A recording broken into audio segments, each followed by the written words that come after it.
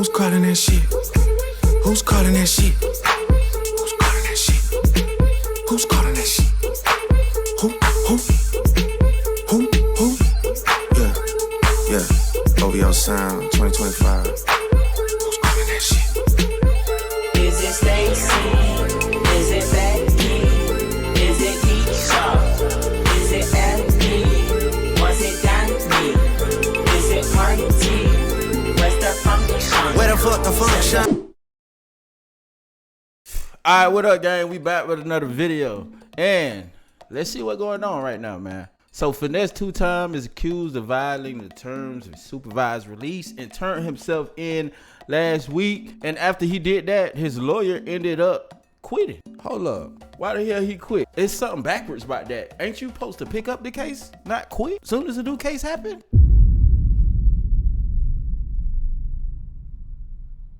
What law firm did you study at, my boy?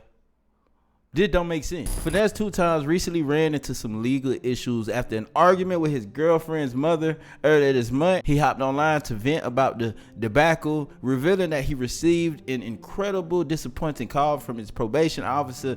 Damn, that's crazy. My PO just called and said that I violated probation. This happened with King. Finna go turn myself in. He admitted at the time. All right. Yeah, we know he did admit that King was the reason he was locked up at the time. But when we did the research, brother, and we went back and looked, King didn't literally go snitch on him. And actually, he violated off something that happened 3 years ago. A few days later, he posted a vague message on his Instagram story along with a photo of what appeared to be Bob Cassie United States Courthouse in Texas. I'll be back, he wrote. Now, it looked like he reached yet another obstacle mined his legal battle.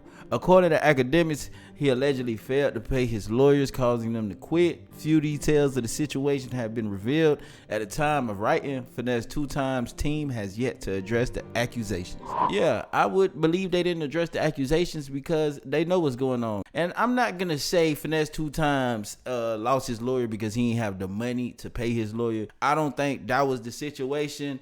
It could have been on some type time the lawyer asked for more money and he was probably like, hell no, I already paid y'all and y'all ain't do nothing last time, and he finna go get a new lawyer. Cause I see that happen with a whole bunch of lawyers, you feel me? It's like every time you get a new case, some of these lawyers be wanting new deposits. I don't care if we just beat the case the day before yesterday, and I don't care if you got arrested for crossing the street. I need 50K. So with that being said, bro, don't everybody have the same relationship Kodak got with his lawyer. Everybody is not like that. I ain't gonna lie to you. But obviously, I feel like Finesse let his lawyer quit so he could get a new one. It had to be something that didn't sit well with him. All right, so Melly been locked up for about 6 years now. And boy, this case right here is definitely going in the books of one of the longest cases to go through trial. And me personally, I don't see why Melly ain't been get a bond. I don't know if they feel like, you know, Melly could be a danger to society. I doubt that he'll come home from a case of this. I doubt he'll come home with a case of this volume and go right back to placing himself in the wrong environment. And I doubt Melly is going to be a flight risk. So that kind of make me question what is taking so long to kind of give him a bond since the case is taking some time to be figured out. You know what I'm saying? It kind of seems to me like they already figured out bro is guilty before even getting a verdict. You know, they kind of treating bro like he's guilty. But this is what his mom said yesterday. So basically, the judge is going to do, I guess, a written order. So we're just waiting, and that order can come any minute, or it could come tomorrow, or I don't know. So we're just waiting. We're just waiting. So everybody just keep praying, keep having faith. Damn, I'm knowing Melly mom can't wait till Melly get home. But with that being said, let's see what happened at the court date. What we would be proposing for Mr. Demons would be a minimal monetary bond with the condition that the defendant would remain at his new residence. The defendant would not have possession of a firearm. The defendant would wear the standard pre-trial ankle monitor for GPS tracking. I did put on that witness list, I will not call him, was a member of the security company who we have engaged to, one, it was twofold what I had asked for. Mr. Demmons would have a 24-hour security guard on his person. There would be then 2 other security guards on the property to basically secure the premises of the property of the house and the house. They would be reporting if there was any infractions of Mr. Demmons. They would be reporting directly to myself, the rest of the legal team, the state attorney, and to the court. You basically have your own deputy, paid deputy, with him. Mr. Demmons is not a flight risk. He does not possess a passport. I don't even believe he has a driver's license at this time. We can assure his presence at trial. He's been here every hearing. He will be here every hearing. He would have a monitor on him. The court would know where he would be at. There would not be any concern, actually, with him not being at court because you know where he's at all the time. My proposal with the security on, with the GPS tracking, basically house arrest, it would effectively prove conditions of release can protect the public from risk of physical harm. Given the singular event that Mr. Demmons is being accused of, it was not like, and I was looking at the different case law when we're talking about danger to the community. Most of the times dealing with a drug dealer and you're in fear of him coming out and still dealing drugs to the community. That's not the issue here. Again, it was a singular event. If there was a concern for public safety, I think I would meet that concern when we would with our stipulation to the house arrest, the prohibition of firearms, and the ankle monitor. I think we could secure that there is no threat to the harm.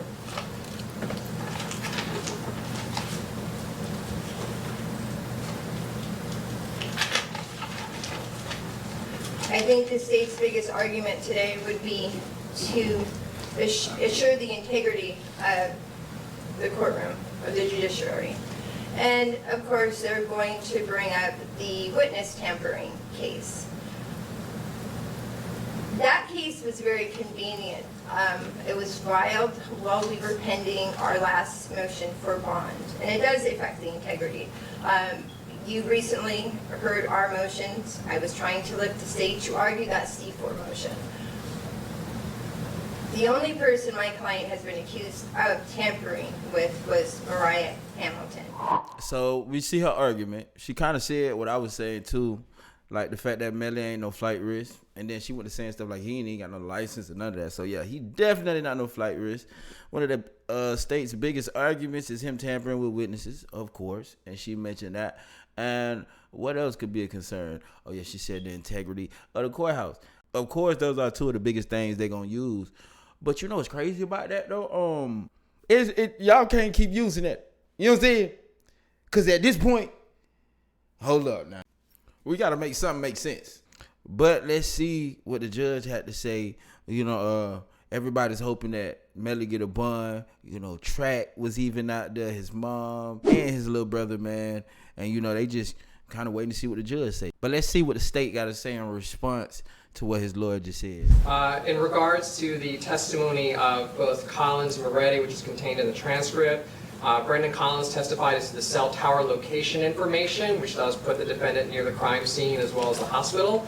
Subsequently afterwards, as well as the following the path. What Detective Moretti testified to was the environmental data. As Ms. Liberty pointed out, the FBI will not rely upon that because they don't know how that is calculated. Does not mean, nonetheless, that Detective Moretti cannot testify to it because cell site location information does not require expert testimony, and he'd be subject to the same cross that he was in the first trial. I think that covers it as to the Phase 1 arguments.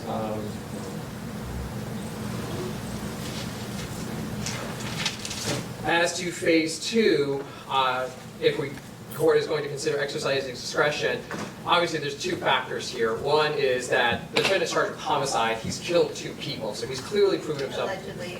He just threw that out there. One at a time. He's already established that he presents a danger to the community, but not only that, he attempted to tamper with witnesses while in custody. It's actually the reason Mr. Henry is back in custody, because he did have a bond and that bond was revoked. Had Mr. Demons been on bond, his bonds obviously would have been revoked and he'd be back in custody as well, because there is probable cause that a new crime was committed. But to say that there's, and I'm not going to litigate the C4 motion, but to say there's no evidence is also not an accurate statement. There are videos, jail calls, kites that all were recovered that are part of the 23 case. So I don't think it's accurate to say that there's no evidence supporting the fact that he tampered or attempted to tamper with a witness.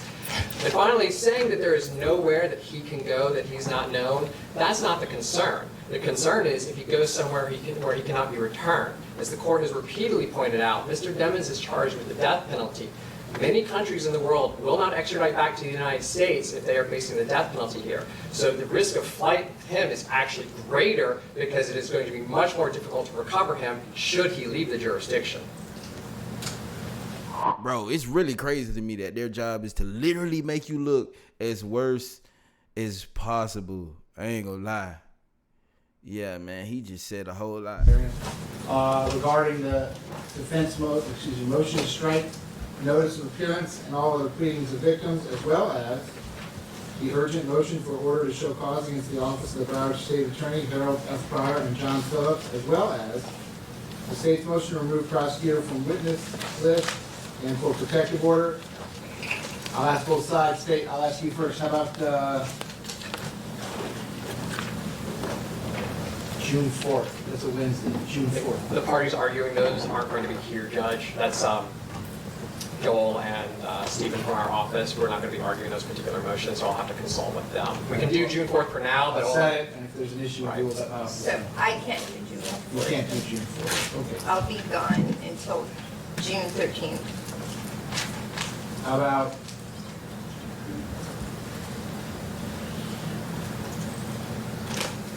June 20th? That's a Friday.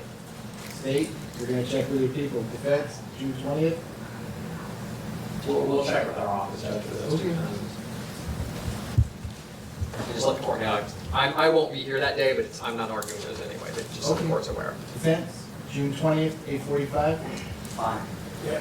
Okay, so this will kind of, we're going to set all three of those motions, the defense motion to strike notice of appearance and all other pleadings of victims, the urgent motion for order to show cause against the office of Broward State Attorney Harold F. Pryor and John Phillips, Esquire, and the state's motion to remove prosecutor from defense witness list and or for protective order. All three of those I will hear on June 20th at 8:45 a.m.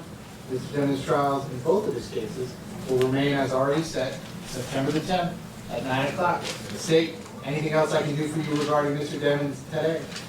Not today, Judge. I believe we have a couple future dates and All right, for the sound of that, it ain't sound good. But from the looks of it, Melly did get a bond. His bond is set to $500,000. Crazy catch about him finally getting a bond. Damn, now 3,000 days later, it's only on one charge.